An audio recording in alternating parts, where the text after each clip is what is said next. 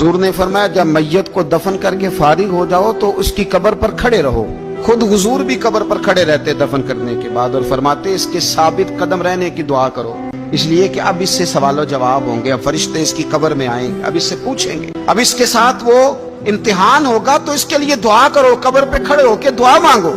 एक हदीस में फरमाया कि इतनी देर दुआ मांगो, इतनी देर दुआ मांगो कि जितनी देर ऊंट ज़िबा करके खाल उतार के गोश्त बना के, ऊंट ज़िबा करना सबसे ज्यादा मुश्किल है, ऊंट ज़िबा करके खाल उतार के गोश्त बना के बांट देते हो, इतनी देर मरने वाले की कब्र पे खड़े रह के दुआ मांगा करो, क्योंकि अब फरिश्ते आएंगे, सवालो जवाब होगा। मुसन्नफ अब्दुल रज़ाक में हदीस है कि एक बंदे को सिर्फ एक कोड़ा मारा गया था कब्र में, तो उसकी सारी कब्र में आग भड़क उठी। तो पूछता है कि ये एक कोड़ा मुझे क्यों मारा गया? तो उन्होंने कहा एक वजह तो ये थी कि तू पाकी पलीदी का ख्याल नहीं करता था, और दूसरी वजह ये थी कि एक दफा एक मजलूम ने तुझसे कहा था मेरी मदद कर, और तू मदद करने पे कादिर था, तेरे अंदर हिम्मत थी, पर तू उसकी मदद के लिए तैयार नहीं हुआ। वो हमारा मशहूर फिक्र है ना कि सानू की लगे पराई लड़ाई पराई आग नू असी घर क्यों ले आइए। तो वो जो हमारा खास मामला है ना कि किसी की मदद नहीं करनी, वो हमें खराब करती है, हमारे हालात बिगड़ जाते हैं। मदद करने पे कादिर होते हैं पर किसी मजलूम की मदद, एक कोड़ा लगा तो पूरी कब्र में आग भड़क उठी।